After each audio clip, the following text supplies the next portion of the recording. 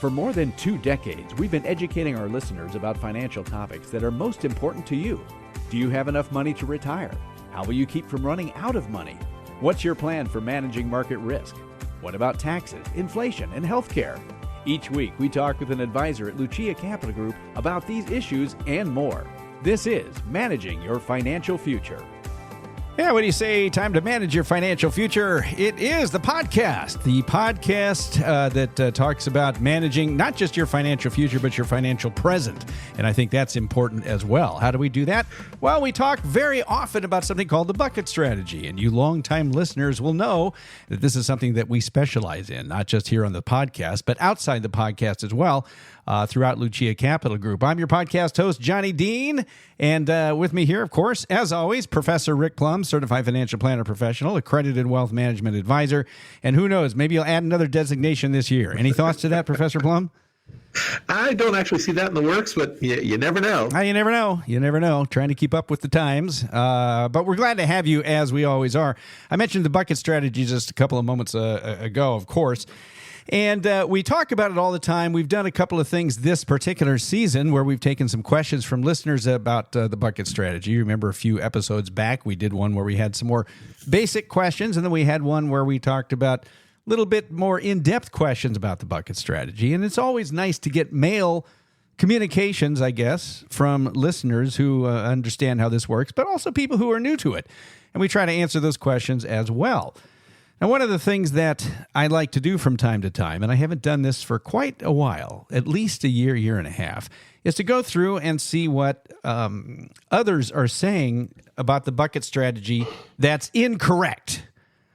Maybe misconceptions, things people get wrong about the bucket strategy.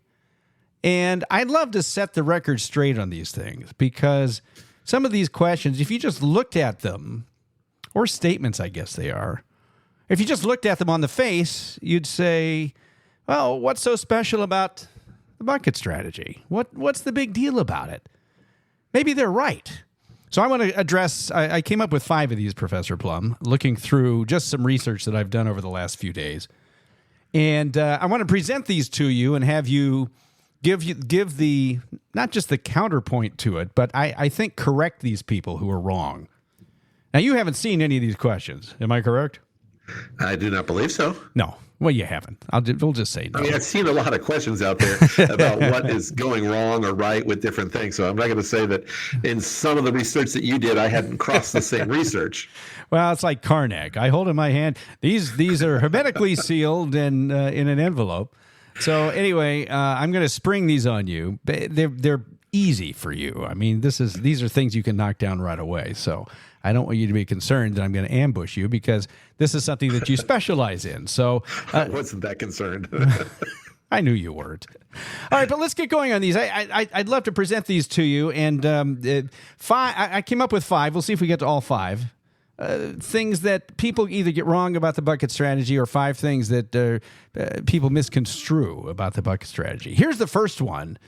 I see this a lot. They think it's just about cash segmentation. Now, many people simplify the bucket strategy into what I've seen: short-term cash, long-term bucket stocks, and we'll give you 2-3 years of cash and the rest stocks. We've debunked this, of course, on past episodes, but Professor, I want you to debunk it even more. The bucket strategy is not just about cash segmentation. Well, it's about, I think the first thing is actually in the planning process as you're getting to the bucket strategy is identifying the cash flow needs, not just in the first, second, third years, but in beyond. I mean, one of the fallacies, I think, is of the 4% rule is that you can only take out 4% regardless of what your future holds. And a lot of people, if I have the proverbial $1 million portfolio that says I can only have $40,000 a year, but what if my mortgage is paid off 5 years from now and my cash flow needs 5 years from now drop dramatically? And so the whole idea is to plan and look at not just this year, next year, but future. What's happening in the future? What may go up, may go down. And there's a big difference between, as you mentioned in the first set part of this, bucket number 1 being cash alternatives and things of that nature, and then the next and only other bucket being stock. or I need 1 to 2 years of cash, and the rest of it is stock. Like there's no middle ground. And the reality is, stocks are very good for long term. For 3-year holds, you probably got a 15, 20% chance of losing money. That's not a good. But you only have 2 or 3 years worth of cash. I mean, the average downturn, although we haven't seen one lately, is 1.5 years or more. That just gets you to the bottom. Then you have to, recover. So if I've got 2-3 years of cash, I haven't recovered in the stock market, in my longer term market. We need more than that.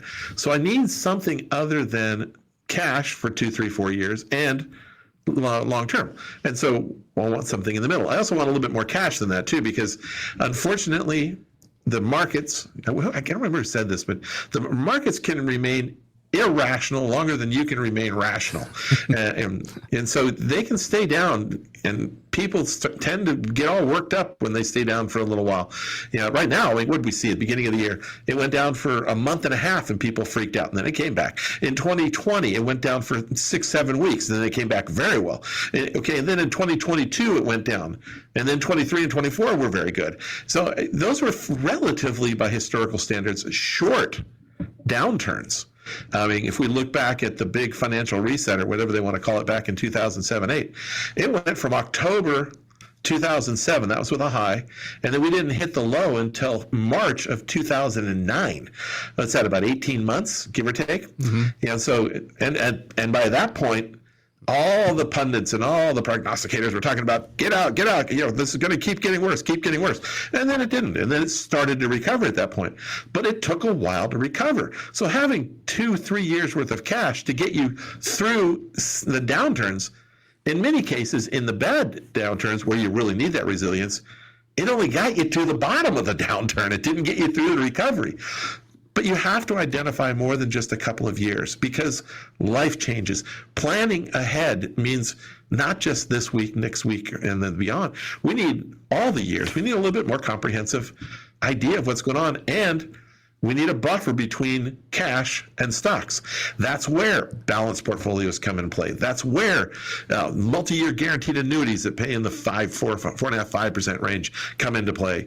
That's where there's another set of products that earn more than cash, that have high preservation of principal, or low volatility, but don't have the same volatility or return of stocks over the long term. There's middle ground. Yeah, and I want to say too, what you're saying is there needs to be a bucket two. It's not just about a bucket one and a bucket three type cash versus stocks, which is what people say. But even beyond the segmenting of money into cash, short term, medium term, and long term, 3 basic buckets, it's also about things like coordination of your cash flow. We talked about blending buckets a while back.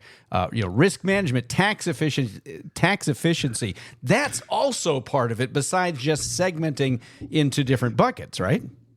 Well, the pure buckets issue is an allocation tool that tells you that it's a risk management tool. And it tells you how much money you can have at risk. That's the long-term money. And how much money you cannot have at risk. That's the money I'm going to spend in the next several years. And then how much money needs to be in that moderate buffered area in the middle. So buckets is a risk management allocation tool. The blending, the tax management, that's on top of it.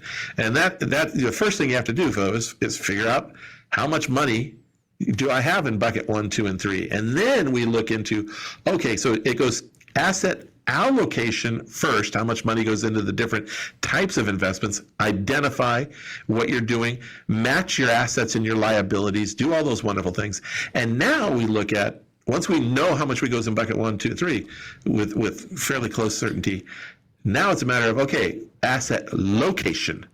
Should I be putting my IRA, my Roth, or my personal monies in bucket 1, 2, or 3? How does it fit? Where do my taxes look? What am I trying to accomplish at this next level? That's like, junior college buckets. advanced degree. Bucketology goes into the tax planning and the other things of that nature. Maybe, buckets are the 100 classes and blending are the 300 or 400 classes. Yeah, and then eventually you get into the PhD stuff, the postgraduate work. So it's not just about cash segmentation, and we've talked about that before on other episodes, but it is important to point that out, that yes, there's the basic, as you said, the 101 or whatever it is, but you get up into the 300-400 series of courses, then you're looking at things like risk management, asset location, blending buckets, tax efficiency, and all that. So good job debunking that one. So another one here, another misconception is that people assume that the bucket strategy is just static. In other words, they think the strategy is rigid. And I can see where this comes from, because sometimes we illustrate it this way, but they think, okay, you got a bucket 1, bucket 2, bucket 3. So you deplete bucket 1 all the way down to nothing, and then you move over to bucket 2, and then you deplete that down to nothing, and then in bucket 3, then you refill. But really, Professor, if you're going to have a well-managed bucket strategy, it's more dynamic in nature than that. You take advantage of things along the way. Talk about how it's not just deplete 1, deplete 2, and then refill. Well, the idea is that a lot of people want the set it and forget it and not have to think about it ever again. That's why target date funds have become popular, even though, in my opinion, they suck. And so they kind of do things, but they don't do it very well. So everything needs to be managed. First off, you need a flexibility in your buckets to handle the changes that the individual has in their life. Forget the market changes. People change, their goals change, their spending habits change, their life changes, and you have to be able to adapt and maneuver your portfolio to make those changes work for you as well. It happens all the time, but it's just a matter of, we want to be able to, you have to manage it. And the idea of spending bucket number 1 down to it's empty, and then you missed a step here, John, taking bucket number 2, creating a new bucket number 1 to be able to spend down over the next 6, 7, 8 years at that point, and then only having bucket number 3. We don't want to go, I don't like to go all the way 15 years, and now I've got no bucket number 1, no bucket number 2, and 100% of the money is bucket number 3, because in my world, with the Murphy's Law that's out there, the market will crash the day before. Now I don't have a 15-year time horizon for the market anymore. I've got a 1-year time horizon for the market. That doesn't work. So buckets is about setting an appropriate course of action, but then monitoring it to take advantage of things that happen on the benefit side of volatility, because now we know, we set it up, we know we've managed against the negative side of volatility.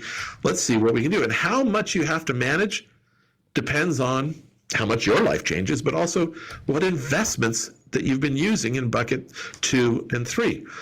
We're always looking to take advantage of better than expected returns. Now, the first step is refilling bucket number 1. When do you refill bucket number 1? In your little opening, it said, wait until bucket number 1 is all the way down to 0, and then refill it with the assets in bucket number 2. To me, that depends on what you have used for bucket number 2. If you're using a guaranteed fixed annuity the return is guaranteed for all 6 or 7 of those bucket number 1 years, sure, I can wait until towards the very end of bucket number 1 to refill it, because I know exactly what I'm getting in bucket number 2. I know it cannot go down, in that last year. On the other hand, if I'm using a balanced portfolio for bucket number 2, I'm probably not waiting until the last minute, because now Murphy's Law comes back in and says, just before you need it, we're going to have an unknown, what they call a black swan event that happens and drops your balanced portfolio by 15, 20%. I don't want that to happen. So I'm always, depending upon what we're using for bucket number 2, I'm looking at, where is the sweet spot? What can I do to take advantage of something? Is the market are we ahead of expectation in bucket number 2? If so, let's pare back when it seems reasonable, when it's opportunistic. And so this is a monitoring system. And what I found that more often than not, though, people change their spending habits, and we have to adjust just because of people's spending habits. And they tend to change quite a bit more in the early parts of retirement. As I listened to somebody speaking about bucks the other day, and they were talking about a new retiree has to learn how to be retired. And in that learning process, their spending changes. And also they're at the younger age of their retirement, and they can do more things. Oh, yeah. And then when you get into your 80s, your retirement's pretty well set. Your income is pretty well set. Your cash flow, your spending, you're kind of in a rut. I don't want to say it that way, but you do the same thing all the time. So, but in the early years of retirement, we're looking to manage it a little bit more than the later years, just because people do more things and change their own minds. And so we just have to continue to do that. But it is not set it and forget it. Right. And that's set it so that you can protect against the downturns. But hey, there are more to the markets than just downtimes. Yeah, and that's a very important point that you're making right there. Market changes. We have life events, as you said. People's spending habits change. Generally, spending tends to go down from all the research we've seen as people get older, later in retirement. And so the opportunity to do things like value average, which you were talking about a moment ago, refilling some buckets when the opportunity is there for you, blending the buckets based on whatever your cash flow opportunities are. So it's not a fixed sequence. And I think that's an important thing to keep in mind for people who believe that that's what it is. So but once it's in place, it's a relatively easy thing to monitor. You've set a barometer on what you expect to earn in bucket number 2. You set a barometer for what you expect to earn in bucket number 3. So it's easy to tell whether you're above or below glide path because you know where you're supposed to be a year from here, assuming you haven't changed your spending dramatically. Yeah, and the monitoring is what you said. So you set it up so you can monitor it, make changes, if any, as they're warranted. So good debunking of that. That's 2 of them. It's not static. Here's a third one that people tend to think about buckets, is that they overlook the behavioral benefits of it. You know, there's the math of it. There's kind of the science of it, as we would say. Here's how much you should put in. Here's what we should do as far as asset allocation goes, asset location. So that's all good stuff. But part of the reason that the bucket strategy can work is because it can help people stay invested during downturns. And this is one of the big things that when the markets go down as they did in 2008, when they do as in 2020, 22, and who knows going forward, having your cash flow needs taken care of is a big part of it.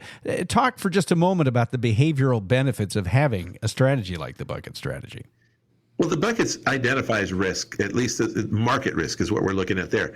But there's a lot of other risks, and the reality is one of the biggest detriments to your portfolio is you. And our ability to do the wrong thing for the wrong reason at the wrong time. And we can see this in the general markets by seeing how much money flows in and out of markets at different times. When the market's at all-time high, people tend to want to buy. When the market's going down, we see outflows, money pouring out, which means people are selling from those assets. Well, that's the wrong time to be selling, and it's not necessarily the wrong time, but maybe not the most opportunistic time to be buying. When you know that you have your income set, when you know that your cash flow is on autopilot for the next 5, 6, 7 years, and you hear about, oh man, today was a bad day in the market, bad month in the market, whatever the case may be, you're less likely to react to that kind of news. On the other hand, if you're using your overall portfolio and you're rebalancing on an annual basis, monthly basis, quarterly basis, and you see your portfolio going down and you're taking money out of it, you're more likely to think, I need to move to cash before I lose everything. And we've seen this in study after study of finance, behavioral finance.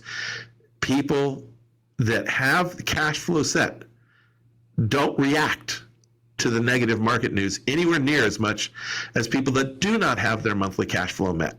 Yeah, and so having a bucket strategy where your cash flow is identifiable helps you be a more rational, less reactive investor for the rest of the money. Yeah, and I would add to that what you said. Having your cash flow needs set regularly without it affecting the rest of your portfolio. I could set up a systematic withdrawal and I might be getting checks regularly, but it's the rest of my portfolio can be negatively affected during a bad market downturn, like the kind you just mentioned. So having it from some kind of guaranteed source that's outside of market influences really can help from that particular standpoint. You would agree. Well, this whole thing, this particular discussion is why lifetime income annuities work. It's not that they're great. It's not like they're getting double-digit rates of return. It's not like you're going to become rich with them, just on them and their, as by themselves. But they give you guaranteed income so that you do not have to react on the rest of your portfolio. And the studies have shown that if you have the appropriate amount of guaranteed income, and sometimes buying some more guaranteed protected income is necessary, you tend to have a bigger legacy for your heirs because you don't sell reactionary when the markets are down. You just let it go because you know that you have time. You know you've got your bills met, so the rest of it's just cream on the top there. So it's just icing on the cake. It's what I should have had lunch. So it's just a matter of everything's easier to manage when you've got your income set. Yeah, and when you have it set from a guaranteed source, I read that people are almost more willing to spend it because it's, hey, this is money from somebody else that's not going to run out. Right, and when you have a typical balanced portfolio, systematic withdrawal, and you hear a lot of advisors or a lot of journalists, I don't know which one they're doing it, they'll say, if we're going to set up on the 4% rule, your proverbial $1 million portfolio, you're taking 40,000 or so out each year. But if the market goes down like it did in 2007-8, where it went down, the average balance fund went down like 25% or so. So you started with $1 million, you took 5% out, and you lost 25%. You're down to $700,000. Well, then the advisor would say, well, then next year only spend 4% of 700,000. So instead of 40,000, you get 28,000. Or the other branch of that stupid advice is don't spend any money until you get back to $1 million. Well, it takes quite a bit to get back to $1 million at that point. And so I'm just going to go without spending for a couple of years. I'm going to go spend $28,000 a year instead of $40,000 a year. Which expenses am I going to cut out? I can't cut out, my life expenses. I mean, I can only cut out lifestyle. I can only cut out the discretionary expenses if I have any. And that's usually the ones that make life worth living. So I'm not really living anymore. That's not a good plan. And so, and that's because of the behavioral aspects of it. Yeah, it's something that you really can't discount. I think people can tend to not think so much about that. You said the $1 million portfolio goes down by 25%. You're left with $750,000. Well, to wait till that money comes back, you have to have, what is it, a 33% gain? Yep. 25% loss requires a 33% gain, but you weren't down 25% because you spent 4 or 5%, which means you're down 29%. Even worse. So you're going to have an even better recovery. So that's just something to think about. Even if you think it's not, protecting yourself from yourself. You said that the biggest, oftentimes the biggest enemy, if you want to call it that, is you. The biggest problem is you, just from a behavioral standpoint, because it can be so scary to watch numbers go down. But if it doesn't matter to you and you still got your cash flow, that tends to be... And you also have an expectation that my bucket number 3, over time, I have a long-term time perspective with it, so it's not tomorrow. And I expect over the next, if I'm setting it up today, I expect a 15-year time horizon from bucket number 3. I do expect it to go down at some point, maybe multiple times over the next 15 years. And how I react to that is, well, I knew it was going to happen. Wow. So it's happened. We're going through that little cycle. Okay. Who wants to serve the next pickleball round? It doesn't, not that it's fun. I mean, you may just think, man, I'd really like to be up, but it doesn't really affect you one way or the other. So that's an important thing to include here.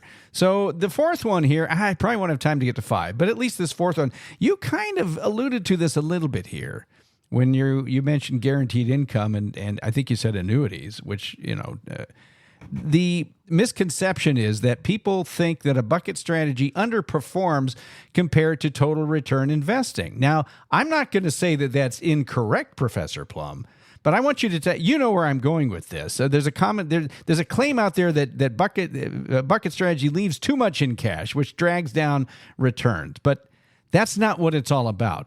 Well, the whole idea is that, as I mentioned earlier, it's a risk management issue. And I will say that at some times, by using a bucket strategy, your ending value might be a little less because, yes, you have some money in cash and other things. If you have markets that have no downturns and you have nothing but positive, nothing but blue skies ahead of us, life is going to be grand, then having a systematic approach may give you a better ending value in that area. If you never have a bad year, at least not a bad year in the next 10 to 15 years. The problem is that rarely happens. And so in some rare instances, yes, a balanced portfolio could do a little bit better rate of return than a bucket strategy. But in every other sequence, and this is where we talk about sequence of returns, every other situation where there may be some negative returns in the next 10 years, the buckets will provide cash flow longer and ultimately provide a larger legacy down the line. So if you want to take a chance that your next 10 to 15 years of returns in the stock market are going to be wonderful, positive plus returns with no downturns, then the buckets is probably not right for you. I think you're crazy because nobody can predict that with any amount of accuracy. And even if you look at annual returns that are always positive or primarily positive, at some point, I was looking at a chart just the other day, at some point during that year, there was a bad point in that year where the markets were down and you were systematically withdrawing when the markets are down. And so you have to be able to avoid selling whenever the market is down. Boy, that sounds like it takes a lot of management too, to but then I also have to have enough cash on the sidelines to avoid those months, years where I don't sell when the market's down. Now you're starting to get a bucket strategy. Now just do it the right way and do it all the way. Don't do a halfway strategy. Do the strategy the right way. Not just ones that work when the markets are rosy. Yeah, it's been said, and I know this is true, just based on observation, that the pain of losing money is far worse for most people than the joy of gaining money. Yes, it's nice, and people feel good when they go up, when their investments go up. But a lot of times they'll say, "Well, that's good, but why didn't I put more in?" Or whatever it is. But losing money can hurt. And it stings for a long time. A long time. Heck, I still talk about that year 2000 mutual fund. What could that have 2000. Been? What could that have been worth now? That doesn't matter. But yeah. Well, I know what it'd be worth now. It'd be worth about what you put into it 24 years ago. Well, 25 years ago. If I just hadn't done that, the pain of losing that was always for years and years. It's over now, but yes, for a long time, I just thought, what was I thinking?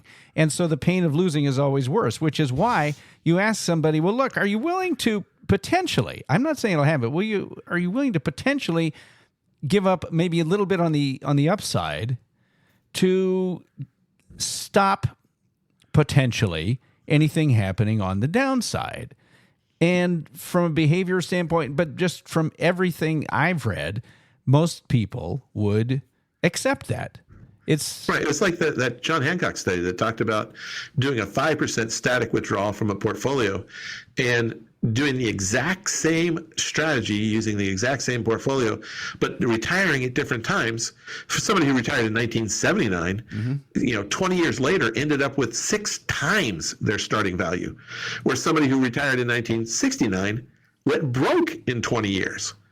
Now, the person that ended up with 6 times the money that they were doing, even though they kept the same static distribution, which is now only about less than 1% of their portfolio, after another 10 years, their portfolio was actually a little bit less than when it was at the 20-year mark. The 20-year mark was better than the 30-year mark, even though they only had a 1% withdrawal strategy at that point. And I would even argue that all that time, they're probably sweating it out saying, what if this thing goes down? Right. Well, that also tells me that somebody who retired in 99, 20 years after the 79 person, there's no way they could have managed a 5% withdrawal for 20 years because they would have been completely broke. If a 1% withdrawal made the portfolio go down a little bit, a 5% withdrawal was going to really kick it in the teeth. Well, and so when you retire should not be the deciding factor on how your portfolio does. Oh yeah, in 1999. Well, we had the 2000 to 2002 drop, and then just when you thought things were getting rosy again, we had the 2008 thing happen. That was a really, really tough 10 years. And so the buckets. And who's to say that can't happen again? I don't know. Well, I imagine it will. Maybe not this. It won't happen the same way. It'll happen in some other way that we aren't even going to anticipate, because that's how it always works. These are the things that the bucket strategy aims to protect against. We know it's not just a cash segmentation strategy. There's a lot more to it. It is not static. We've debunked that. The behavioral side of it does deal with that, and it's a wonderful thing, not just to keep you from doing the wrong thing at the wrong time at the wrong reason, but also maybe potentially helping you sleep a little bit better at night. And then performance, it's really not about performance when it comes down to it.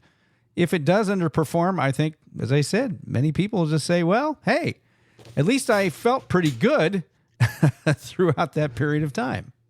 Well, it's like, okay, what is underperformance? Like, in that, going back to that John Hancock study, if the person that retired in 79 had bucketized, they would have about 5 times as much money 30 years into retirement instead of 6 times as much money they started with. Mm-hmm. So that's probably an acceptable number. Whereas the person who retired in 1969, if they just did a straight systematic withdrawal, was broke in 20 years with a pseudo buckets plan, they would have had at least what they started with 20 years later. I think they would. I mean, which is worse?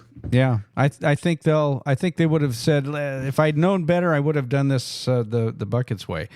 These are the kinds of things that Professor Plum and the Lucia Capital Group advisors talk about all the time, as do we on this program. We don't overdo it, but I wanted to use this season to sort of hammer home this point, which is why we've been talking a little bit more about it over the last 5, 6, 7 shows, to talk about strategies, because everybody's kind of looking at the markets now and they're saying they're up, they're down, they're sideways, they're mostly down. Everybody's nervous. They feel like the end is coming.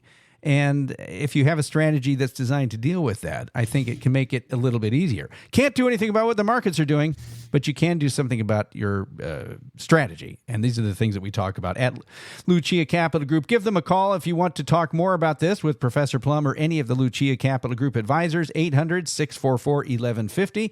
800-644-1150. That's the number at Lucia Capital Group. Find out more by going online there as well, luciacap.com, LUCIACAP.com. Find the Bucket Strategy Guide. Go to the search bar there in the upper right corner of luciacap.com. Type in Bucket Strategy. You'll get our Bucket Strategy Guide. It's a thing you can download absolutely free and read about it, understand how the bucket strategy works. And then this may make even more sense, what we're talking about.